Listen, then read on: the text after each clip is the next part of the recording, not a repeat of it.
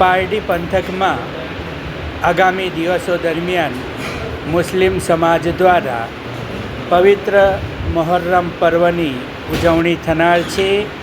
આ ઉજવણીના ભાગરૂપે આજરોજ પારડી નગરપાલિકામાં પારડી પોલીસ મથક દ્વારા શાંતિ સમિતિની બેઠક યોજવામાં આવી હતી. આજે તારીખ 17મી જુલાઈના દિવસે પારડી પોલીસ મથકના પોલીસ ઇન્સ્પેક્ટર YB ગોહિલના અધ્યક્ષ સ્થાને પારડી નગરપાલિકાના સભાખંડમાં શાંતિ સમિતિની બેઠક યોજવામાં આવી હતી.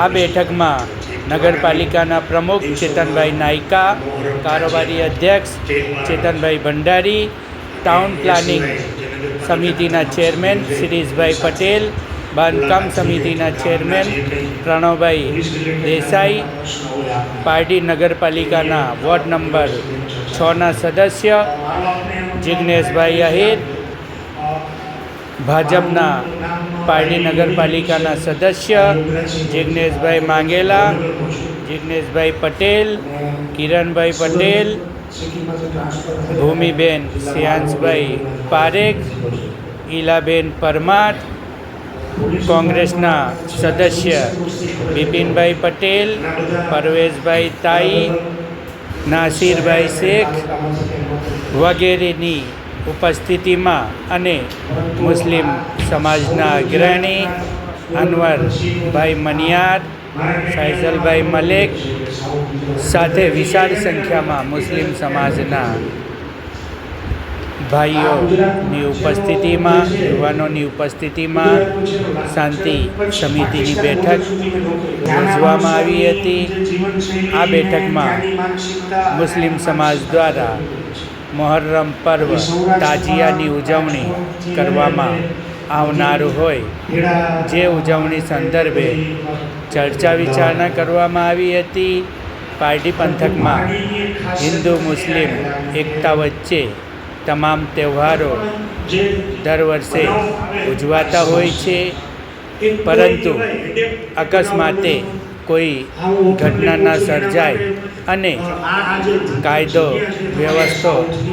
વ્યવસ્થા જળવાઈ રહે એ માટે તકેદારીની મીટિંગ યોજવામાં આવી હતી. જે મીટિંગમાં પારડી પોલીસ મથકના PI ગોહિલે વિવિધ સૂચનો કર્યા હતા અને શાંતિમય રીતે મહોરમ પર્વની ઉજવણી થાય એવી શુભકામનાઓ આપી હતી. આ મીટિંગમાં પારડીના ટ્રાફિક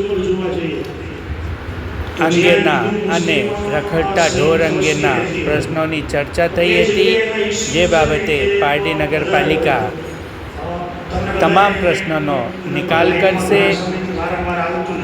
પ્રતિબંધિત નશાખોરી અટકાવવા માટે જરૂરી પોલીસને સહકાર આપવા માટે સૂચનાઓ કરવામાં આવી હતી અને પારડી PIએ પારડી નગરપાલિકાને દરેક જાહેર સ્થળો પર CCTV કેમેરા ચોરી અને લૂંટ અટકાવવા માટે મૂકવા સૂચન કર્યું હતું. સાથે સાથે વેપારીઓ પણ CCTV કેમેરા મૂકે, જેથી ચોરી અને લૂંટના ભેદ ઉકેલાઈ જાય છે.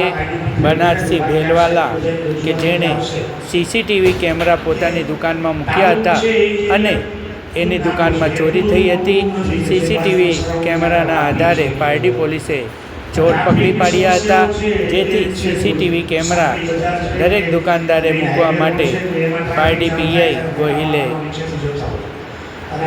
સૂચના આપી હતી. જ્યારે કાયદો અને વ્યવસ્થા જણાવવા માટે મહોરમ પર્વની શાંતિમય રીતે ઉજવણી થાય એ માટે વિવિધ ચર્ચાઓ કરવામાં આવી હતી અને શાંતિમય રીતે શાંતિ સમિતિની મીટિંગ પૂર્ણ થઈ હતી. નગરજનો સાથે મુસ્લિમ હિન્દુ આગેવાનો અગ્રણીઓ આ મિટિંગમાં ઉપસ્થિત રહ્યા હતા. પારડી પોલીસ મથકના આઈબીના અધિકારી જયદીપભાઈએ સફળ રીતે આ મિટિંગનું આયોજન કર્યું હતું અને મિટિંગ સફળ રહી હતી. તો અમે એવું ચાલુ કરીએ છીએ કે ભાઈ શાળા છૂટવાના સમય દરમિયાન અમારી પોલીસની ગાડીઓ છે પેટ્રોલિંગ કરે. એ ઉપરાંત એક ત્રીજો પ્રશ્ન છે આ રોડનો.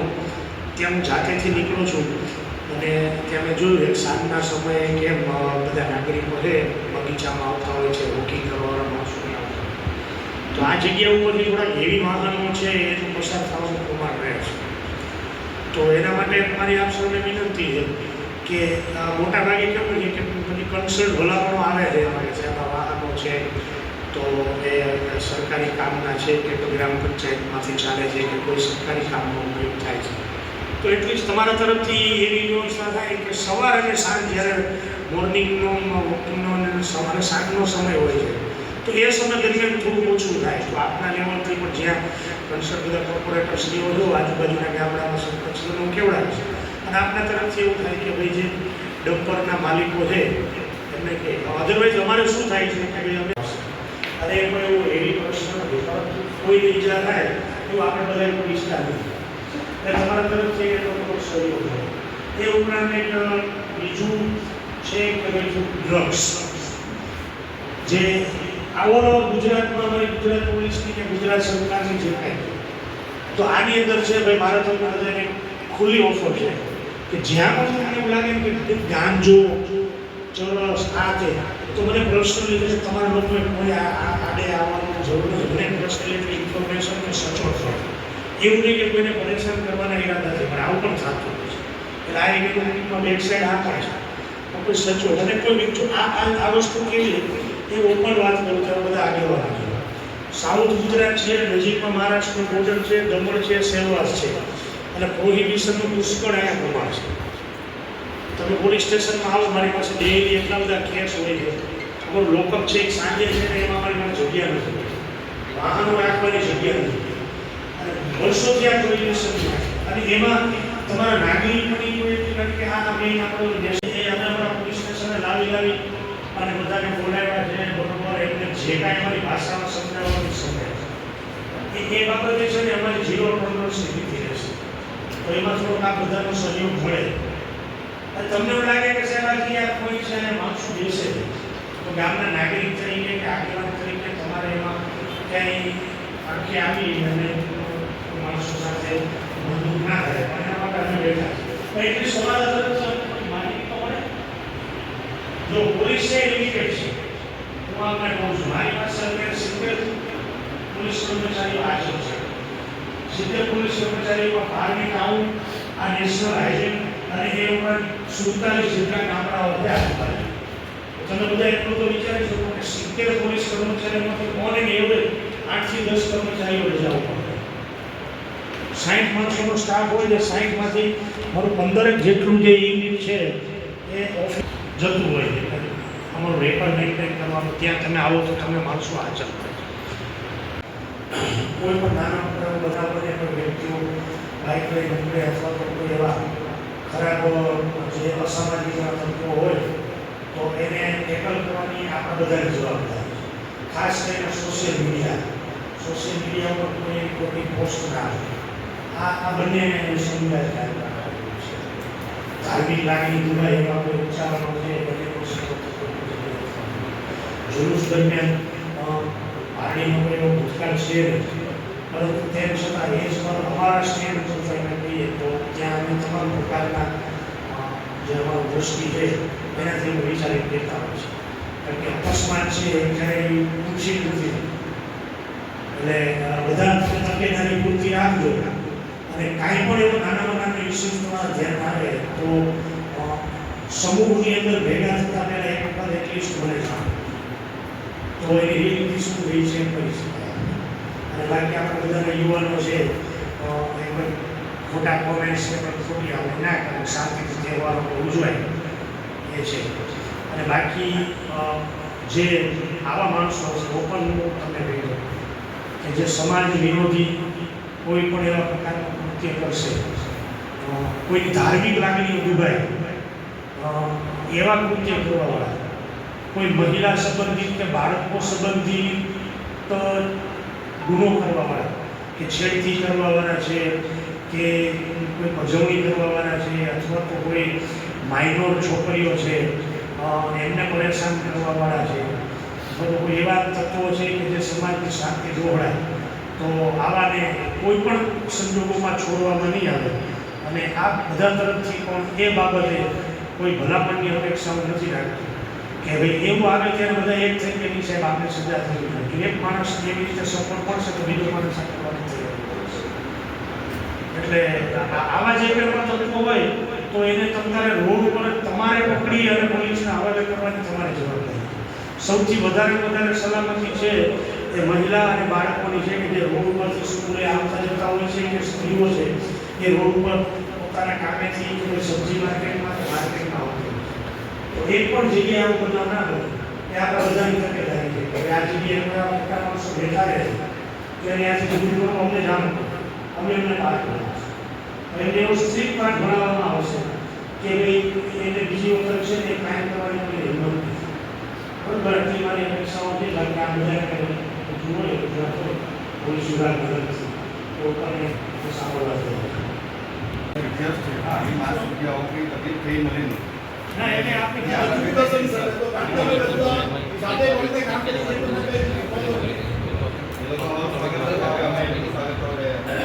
જગન્નાથની યાત્રા હોય કે રામનાથની યાત્રા લઈને એક રીતે લઈને ચાલીએ તો પાર્ટીને એક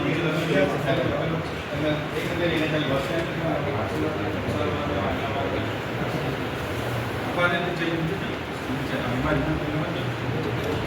આપણે તાજિયા છે આગલે દિવસે રાત્રે કેટલા 12-1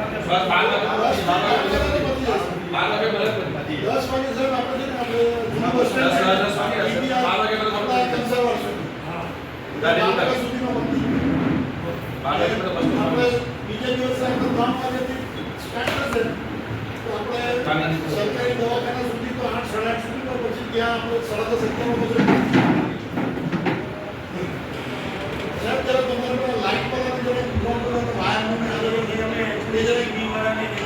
નગરપાલિકાને આપણે વિનંતી છે કે ભાઈ તમારા જે રોડ ઉપર કોઈ એવા તાર છે કે હોય તો એને બધા માણસોને દૂર કરે. બરાબર. અને બીજું કે ભાઈ એક પ્રથા છે, એક સંસ્કૃતિ છે કે ભાઈ તાજિયાના દિવસે છે મેં અહીંયા જોયું નથી પરંતુ પેલું રમવાનું ને જે હોય છે કે બ્લેડ મારવાનું ના તેને હા પણ એ થોડુંક છે કાયદાની મર્યાદામાં આપણે બધા રહે. બરોબર. એ કારણ કે એ સ્થળ ઉપર કેવું છે કે બધી પોલીસ સાથે ઘર્ષણ થવાના એના બનાવો બનતા હોય અને કોઈને ઈજા ના થાય એ તમારા બધા વડીલોની એક જવાબદારી રહેશે. નાના બાળકોને એનું ખાસ આમાં ધ્યાન રાખવાનું. બાકી જે સંસ્કૃતિ મુજબ પરંપરા મુજબ તમે કરતા હોય એની સામે ક્યારેય કોઈનો વિરોધ નથી, પરંતુ એ કોઈને ઇન્જરી ના થાય એ ખાસ ધ્યાન રાખજો કે કોઈ શક્તિ પ્રદર્શન કે હથિયારોનું પ્રદર્શન થાય છે આ વસ્તુ નહીં